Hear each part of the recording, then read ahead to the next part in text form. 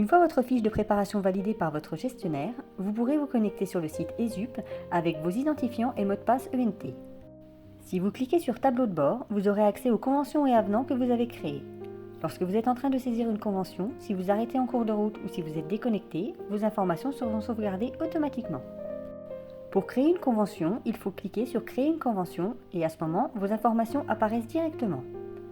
Comme vous le voyez, vos onglets en haut sont en rouge ou orange. Votre convention sera complète quand tous les onglets seront en vert.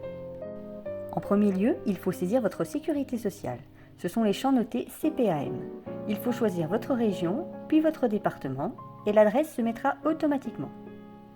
Si vous n'êtes pas rattaché au régime général, c'est-à-dire à la CPAM, mais à un autre régime comme le régime agricole par exemple, il faut choisir Autre dans le menu déroulant et noter le nom et l'adresse manuellement.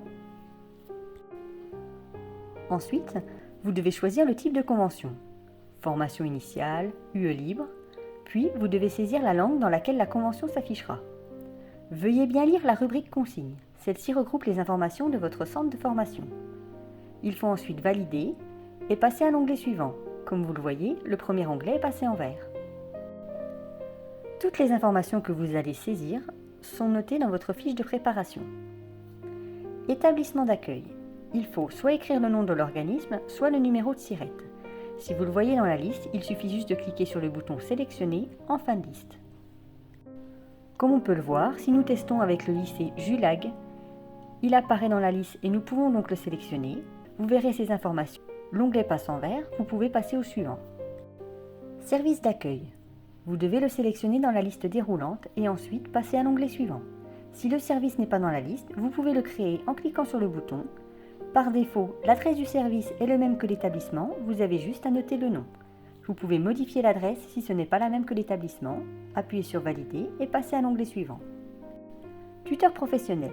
Même principe que précédemment, il faut sélectionner le tuteur dans la liste et s'il n'existe pas, créer la personne en remplissant les champs avec un astérix et valider. Vous êtes désormais sur l'onglet Stage. Il faut remplir tous les onglets en suivant les informations de votre fiche de préparation.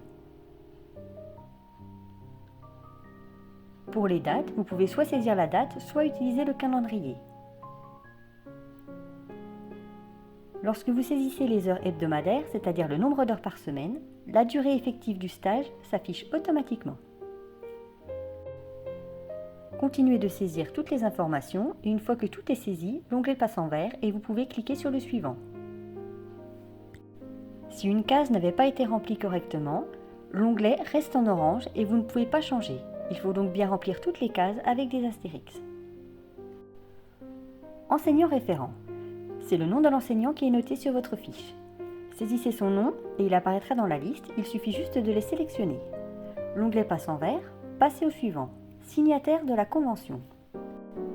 Même principe, il faut choisir le service et le nom du signataire.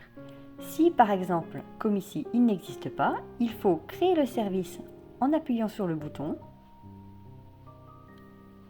et ensuite créer le signataire.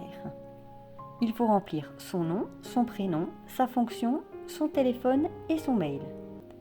Une fois validé, vous pouvez voir que l'onglet est devenu en vert et vous pouvez alors accéder au récapitulatif. Vérifiez simplement et cliquez sur Valider. Votre gestionnaire stage recevra un mail et vérifiera votre convention. Dans le tableau de bord, vous pouvez suivre l'avancement de votre convention. Une fois celle-ci validée, les onglets seront passés en vert et vous recevrez un mail de ce type sur votre boîte étudiant. Dans l'onglet récapitulatif, il y aura un nouveau bouton, impression de votre convention, et vous pourrez l'imprimer ou l'enregistrer pour procéder aux signatures. À la fin de votre fichier convention, il y a aussi votre attestation de stage à transmettre à l'organisme d'accueil. Une fois les 4 premières signatures recueillies sur la convention, il faudra déposer celle-ci dans la boîte aux lettres scolarité SHS située sur le site Cano au rez-de-chaussée du bâtiment K. Elle vous sera retournée par mail avec la dernière signature et vous pourrez alors commencer votre stage.